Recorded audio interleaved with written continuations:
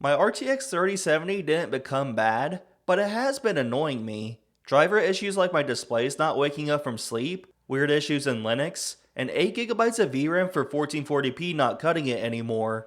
With GPU pricing rumored to get worse yet again this year thanks to AI, I decided to take a trip to my local micro center and upgrade to the 9070 XT. You are able to find one at MSRP right now, but who knows how much that can change this year. Was this the right move, or should I have grabbed a 5070 Ti instead? Let's get this installed and find out.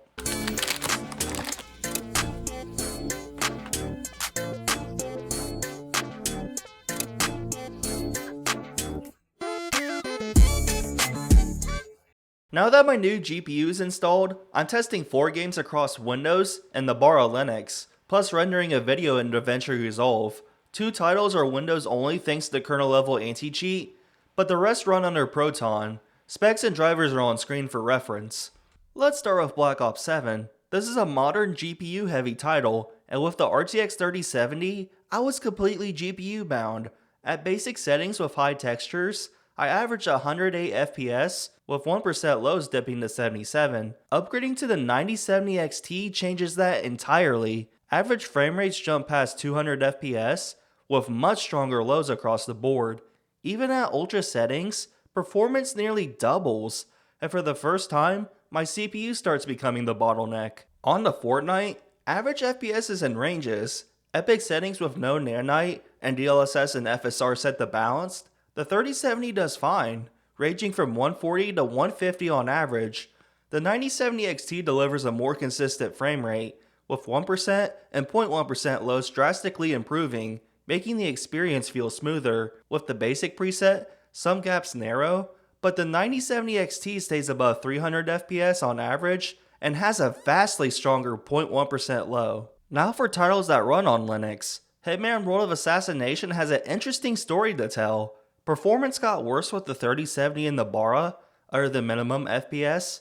When you use an AMD GPU in the Bara, it's very competitive with using the 9070 XT under Windows, about 9 to 10 FPS more on average, but max FPS is better on Windows. However, max FPS doesn't tell the full story in comparison to minimum and average FPS.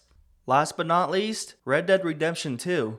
Playing the game in the Bara, there were performance gains for both the 3070 and 9070 XT, better minimum FPS gains, and of course close to 2x gains on average with the 9070 XT upgrade. The average FPS beats out the max FPS you can get with a 3070 too. For the first time on this channel, I also tested productivity. I put together a DaVinci Resolve project designed to emulate one of my usual videos. On Windows, the 3070 actually finished the export faster than the 9070 XT. On Linux, export times between the two GPUs were essentially identical, finishing about a second apart. There's one important caveat. The free version of DaVinci Resolve on Linux is limited to ProRes 422 exports. H.264 and H.265 require the studio version. While you can work around this by converting the footage to DNxHR using tools like Shutter Encoder, that massively increases file size and isn't something I'd personally do. Finding a 9070 XT for as cheap as I found mine at is like hitting the lottery in the times we're in. This is the only part I've upgraded so far, acting as a bridge until I build out a new system over time, and it delivers exactly what I wanted, stronger gaming performance while still being solid for productivity.